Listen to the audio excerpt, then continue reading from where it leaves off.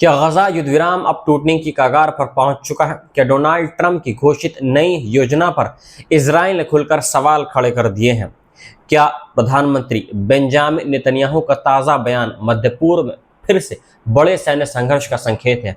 और क्या गजा में 2 साल पहले हुए सबसे भीषण त्रासदियों में से एक की दर्दनाक यादें आज भी मलबे के नीचे दबी हुई हैं? नमस्कार, मैं हूं उज़ैर और आप देख रहे हैं उज़ैर की आवाज़। आज की इस विशेष रिपोर्ट में हम विस्तार से समझेंगे कि आखिर गजा में युद्ध विराम को लेकर नया विवाद क्यों खड़ा हो गया है, ट्रंप की योजना पर इजराइल ने क्या आपत्ति जताई है, हमास की क्या शर्तें हैं और क्यों 2023 के एक भीषण हमले के पीड़ितों के शव अब जाकर मलबे से निकाले जा रहे हैं। आइए शुरू करते हैं पूरी रिपोर्ट। गजा में युद्ध विराम को लेकर एक बार फिर अनिश्चितता गहराती जा रही है। पिछले कुछ दिनों से ये उम्मीद जताई जा रही थी कि अमेरिका की मध्यस्थता से इजराइल और हमास के बीच ऐसा समझौता हो सकता है जो लगभग 2 वर्षों से जारी इस विनाशकारी युद्ध को समाप्त करने की दिशा में एक बड़ा कदम साबित हो सकता है। लेकिन अब इजराइल के प्रधानमंत्री बेंजामिन नेतन्याहू के ताज़ा बयान ने उन उम्मीदों पर गंभीर सवाल खड़े कर दिए हैं। नेतन्याहू ने साफ अल्फाजों में बोल दिया है कि जब तक हमास पूरी तरह अपने हथियार नहीं डाल देता तब तक इजरायली सेना गजा में अपनी मौजूदगी और सैन्य तैनाती से पीछे नहीं हटेगी। उन्होंने ये भी स्पष्ट किया है कि इजराइल अपनी सुरक्षा, अपने नागरिकों और अपने सैनिकों की रक्षा के लिए जो भी जरूरी होगा वो करता रहेगा। इस बयान को केवल एक राजनीतिक टिप्पणी नहीं बल्कि युद्ध विराम वार्ता की दिशा बदल देने वाला संदेश माना जा रहा है। दरअसल हाल ही में अमेरिकी राष्ट्रपति डोनाल्ड ट्रंप ने एक ऐसी योजना का ऐलान किया था जिसे कई जानकारों ने युद्ध समाप्त करने की दिशा में एक संभावित सफलता बताया था। और प्रस्ताव के अनुसार हमास चरणबद्ध तरीके से अपने हथियार छोड़ना शुरू कर देगा। इजराइल गजा पर अपने हवाई हमलों को रोक देगा और जिन इलाकों पर उसकी सेना का कंट्रोल है वहां से धीरे धीरे पीछे हटना शुरू कर देगा। बताया यह भी गया कि यह व्यवस्था पिछले वर्ष हुए युद्ध विराम समझौते के आधार पर तैयार की गई थी, जिसने बड़े पैमाने पर सैन्य कार्रवाई को अस्थायी रूप से रोकने और बंधकों की रिहाई का रास्ता खोला था। हालांकि उस समझौते के कई महत्वपूर्ण हिस्सों पर अब तक अमल नहीं हो पाया है और दोनों पक्ष लगातार एक दूसरे पर उल्लंघन के आरोप लगाते रहे। लेकिन अब सबसे बड़ा विवाद इस बात को लेकर खड़ा हो गया है कि पहले कदम कौन उठाएगा। ट्रंप प्रशासन चाहता है कि दोनों पक्ष समानांतर रूप से आगे बढ़े, जबकि नेतन्याहू का कहना है कि हथियार डालने की प्रक्रिया पूरी होने से पहले इजरायली सेना पीछे नहीं हटेगी। उन्होंने सोशल मीडिया पर जारी अपने वीडियो संदेश में कहा है कि अमेरिका ने जो मसौदा भेजा था वह इजराइल के लिए बिल्कुल भी स्वीकार्य नहीं है। उनके अनुसार इजराइल ने अपनी टिप्पणियां और संशोधन वापस भेज दिए हैं और वही उसकी आधिकारिक स्थिति है।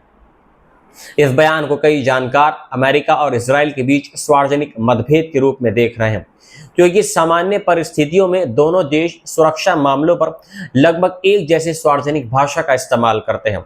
राजनीतिक जानकारों का कहना है कि नेतन्याहू के सामने घरेलू राजनीति की भी बड़ी चुनौती है। अक्टूबर में होने वाले चुनाव उनके लिए बेहद महत्वपूर्ण माने जा रहे हैं। ऐसे समय में यदि वे बिना हमास के पूर्ण निरस्त्रीकरण के सेना को पीछे हटाते हैं तो उनके विरोधी उन्हें सुरक्षा के मुद्दे पर कमजोर साबित करने की कोशिश कर सकते हैं। दूसरी ओर यदि युद्ध लंबा चलता है तो अंतर्राष्ट्रीय दबाव और मानवीय संकट दोनों और ज्यादा बढ़ सकते हैं। यही कारण है कि उनके प्रत्येक बयान का असर केवल युद्ध के मैदान तक सीमित नहीं है बल्कि इजराइल की आंतरिक राजनीति पर भी पड़ रहा है। अब यदि हमास के रुख की अगर बात करें तो उसने पहले संकेत दिए थे कि यदि इजराइल अपने हमले रोकता है और गजा से चरणबद्ध तरीके से पीछे हटना शुरू करता है तो वे निरस्त्रीकरण की प्रक्रिया पर विचार कर सकता है। यानी दोनों पक्षों की शर्तें लगभग उल्टी दिशा में खड़ी दिखाई दे रही हैं। इजराइल पहले हथियार चाहता है जबकि हमास पहले हमले रोकवाना और सेना की वापसी चाहता है। यही वह सबसे बड़ा गतिरोध है जिसने युद्ध विराम को एक बार फिर अनिश्चित बना दिया है। इसी बीच गजा से सामने आई एक और दर्दनाक घटना ने पूरी दुनिया को झकझोर दिया है। मंगलवार को फिलिस्तीनियों ने उन 100 से अधिक लोगों का सामूहिक जनाजा पढ़ा जिनके शव लगभग 2 साल बाद मलबे के नीचे निकाले गए। ये लोग नवंबर 2023 में गजा सिटी के सबरा इलाके में एक भीषण हवाई हमले में मारे गए थे। उस समय एक पूरा आवासीय ब्लॉक ध्वस्त हो गया था और सैकड़ों लोग उसके नीचे दब गए थे। शुरुआती दिनों में केवल कुछ शव ही निकाले जा सके थे क्योंकि लगातार बमबारी और सीमित संसाधनों के कारण बचाव कार्य लगभग असंभव हो गया था। अब युद्ध विराम के कारण कुछ इलाकों में राहत कार्य संभव हो पाया है और बचाव दलों ने कई दिनों तक मलबा हटाने के बाद 112 लोगों के अवशेष बरामद किए हैं। स्थानीय बचाव एजेंसियों के अनुसार इनमें लगभग 40 बच्चे भी शामिल हैं। इसके बावजूद अभी भी 150 से अधिक लोगों के शव मलबे के नीचे दबे होने की आशंका अभी भी जताई जा रही है। ये घटना केवल एक आंकड़ा नहीं है, बल्कि उस युद्ध की मानवीय कीमत का एक बेहद दर्दनाक प्रतीक बन चुकी है। जनाजे के दौरान बड़ी संख्या में लोग एकत्रित हुए, शवों को फिलिस्तीनी झंडों में लपेटा गया, उनके पास फूल रखे गए और परिजन रोते बिलखते दिखाई दिए गए। कई लोगों ने कहा कि उनके परिवार के सदस्य लगभग 2 सालों तक मलबों के नीचे पड़ रहे हैं और अब जाकर उन्हें सम्मानजनक दफना दिया गया है। एक परिजन ने कहा है कि उनका अपराध केवल इतना था कि वे अपने ही घरों में मौजूद थे और उन्हें विश्वास था कि उनका घर उन्हें सुरक्षा देगा, लेकिन वही घर उनकी कब्र बन गया। युद्ध के शुरुआती महीनों में गजा के कई इलाकों में ऐसी घटनाएं हुई हैं जहां पूरे परिवार एक ही हमले में समाप्त हो गए। कई मामलों में ऐसा भी हुआ है कि परिवार का कोई सदस्य जीवित ही नहीं बचा हो जो लापता लोगों की रिपोर्ट दर्ज करा सके। इसी वजह से आज भी हजारों लोगों के बारे में ये स्पष्ट नहीं है कि मारे गए हैं या लापता हैं। ये अभी भी किसी मलबे के नीचे दबे हुए हैं। स्थानीय स्वास्थ्य अधिकारियों का कहना है कि हजारों लोगों के अवशेष अभी भी विभिन्न इलाकों में दबे हुए हो सकते हैं और वास्तविक संख्या आधिकारिक आंकड़ों से कहीं अधिक हो सकती है।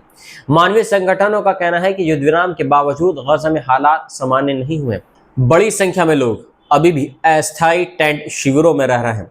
साफ पानी, बिजली, दवाइयां और भोजन की कमी लगातार बनी हुई है। भीड़ भाड़ वाले शिविरों में संक्रामक बीमारियों के फैलने का खतरा भी बढ़ गया है। बच्चों और बुजुर्गों की स्थिति सबसे अधिक चिंताजनक बताई जा रही है। कई अस्पताल अभी भी पूरी क्षमता से काम नहीं कर पा रहे हैं और स्वास्थ्य व्यवस्था पर भारी दबाव बना हुआ है। दूसरी ओर इजराइल का कहना है कि युद्ध विराम के बावजूद यदि किसी भी स्थान से उसके सैनिकों या नागरिकों को खतरा महसूस होता है तो वे कार्रवाई करने का अधिकार सुरक्षित रख सकता है। इजरायली सेना का दावा है कि उसके अधिकांश हमले उन लोगों को निशाना बनाकर किए जाते हैं जिन्हें वह हमास या अन्य सशस्त्र समूहों से जुड़ा मानता है। वहीं फिलिस्तीनी अधिकारियों का आरोप है कि बड़ी संख्या में आम नागरिक लगातार हिंसा का शिकार हो रहे हैं। यही कारण है कि दोनों पक्षों के दावों के बीच सच्चाई को लेकर अंतर्राष्ट्रीय स्तर पर लगातार बहस जारी है। अब सवाल ये भी उठ रहा है कि यदि ट्रंप प्रशासन की वास्तविक योजना आगे नहीं बढ़ती है तो क्या होगा। कई जानकारों का मानना है कि ऐसी स्थिति में युद्ध विराम धीरे धीरे कमजोर पड़ सकता है और दोनों पक्ष फिर से व्यापक सैन्य कार्रवाई की ओर लौट सकते हैं। यदि ऐसा हुआ तो पहले से ही तबाह गजा में मानवीय संकट और गहरा सकता है। दूसरी ओर यदि अमेरिका दोनों पक्षों के बीच नई सहमति बनवाने में सफल रहता है तो यह मध्य पूर्व की राजनीति में एक बड़ा मोड़ साबित हो सकता है। अंतर्राष्ट्रीय समुदाय भी इस पूरे घटनाक्रम पर करीब से नजर बनाए हुए है। संयुक्त राष्ट्र सहित कई देशों ने बार बार कहा है कि स्थायी शांति केवल सैन्य समाधान से संभव नहीं है, बल्कि इसके लिए राजनीतिक समझौता, सुरक्षा की गारंटी और मानवीय पुनः निर्माण की व्यापक योजना आवश्यक होगी। फिलहाल जमीनी स्थिति ये दिखा रही है कि विश्वास की भारी कमी दोनों पक्षों के बीच सबसे बड़ी बात हुई है।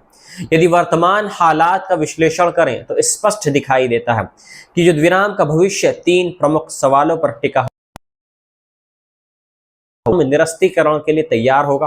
दूसरा, क्या इजराइल हथियार डालने की प्रक्रिया शुरू होने के साथ साथ अपनी सेना को पीछे हटाने के लिए तैयार होगा। और तीसरा, क्या अमेरिका दोनों पक्षों के बीच ऐसा व्यवहारिक रास्ता निकाल पाएगा जिसे दोनों स्वीकार कर सके।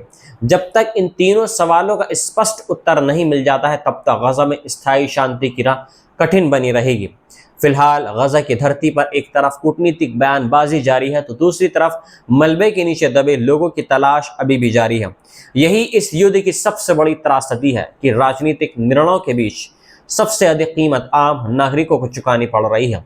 आने वाले दिनों में यह देखना बेहद महत्वपूर्ण होगा कि क्या अमेरिका की मध्यस्थता दोनों पक्षों को किसी नए समझौते तक पहुंचा पाती है या फिर ये युद्ध एक बार फिर नए और अधिक खतरनाक चरण में प्रवेश कर जाता है। इसी के साथ आज की इस विशेष रिपोर्ट में फिलहाल इतना ही। यदि गजा, इजराइल, हमास और मध्य पूर्व से जुड़ा कोई भी बड़ा और महत्वपूर्ण अपडेट सामने आता है तो हम सबसे पहले आपके साथ आपके बीच उपस्थित होंगे अपडेट लेकर। मिलता हूं आपसे एक नई रिपोर्ट के साथ में। जय हिंद।